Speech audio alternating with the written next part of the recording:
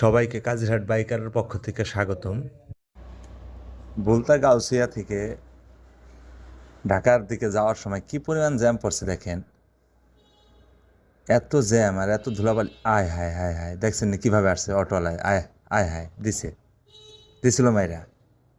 কিরে ভাই, কি অবস্থা? এমন আসে কেউ? দেখতে দেখতেছেন তো একটু রোডের মধ্যে অনেকটা জ্যাম, একটু সাবধান আসা উচিত ছিল, তাই না?